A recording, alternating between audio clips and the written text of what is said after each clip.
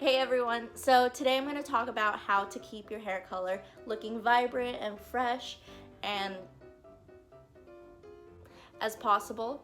So if you feel like your hair kind of fades really fast and you don't know what you're doing wrong, I've got a couple tips to keep it looking fresh and new so you don't have to go into the salon or you don't have to go into Sally's every other month. I've been dyeing my hair since I was 18, so these are just some tips that I've picked up over the years that I've been fucking up my hair. So if you've never dyed your hair before, the number one rule to keep your hair, and I cannot stress this enough, is to stay away from water. The main reason is that it literally will wash off. You shouldn't be washing your hair every day anyways. I know that some people do it. I know that I've done it. Like when I was younger, I used to wash my hair every single day, and that was before I started dyeing my hair, so it was fine because I had really strong hair. I can't wash my hair every day now. That's not a viable thing. So I try to wash my hair twice a week, or sometimes I have a lot of things going on. I'm working out more often, so I'll wash my hair 3 times a week. As long as you're not washing your hair every single day. And another issue is keeping your hair away from chlorinated water. I know that summer's coming up and like you probably want to go swimming and stuff, but try not to like if you have colored hair, dunking your head in a chlorinated pool is probably one of the worst things for you. Obviously, after a couple days of not washing it, your hair feels gross. I like to use dry shampoo.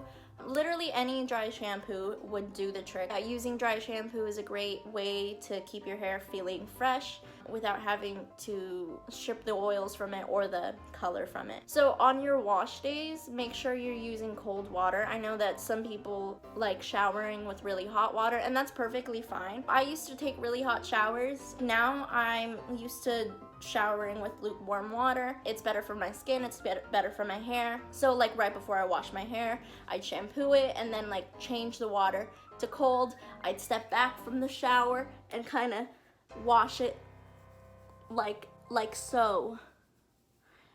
So when you do wash your hair, make sure you're using color safe shampoo.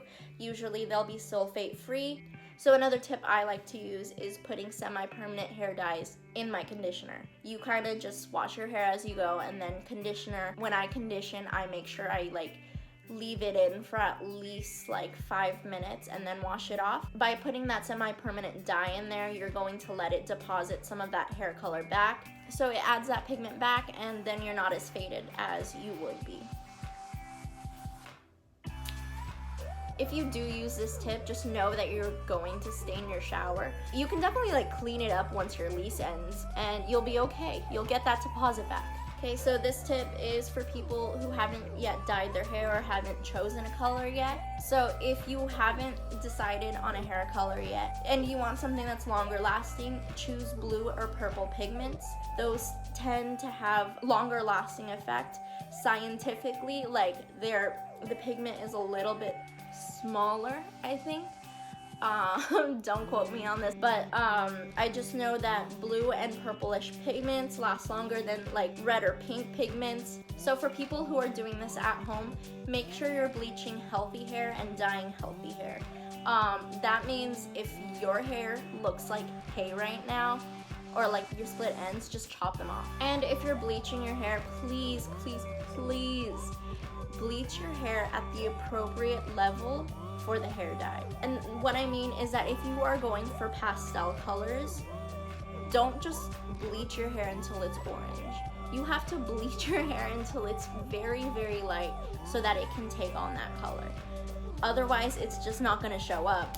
You're just gonna waste 4 or 5 hours and $20 to $30 on literally nothing, on orange hair. So with anything vibrant like green, you have to bleach it to a level 6. That's kind of like a dirty blonde. And with pastels, you have to go deeper and bleach it to a level 10. You can always ask someone in Sally's.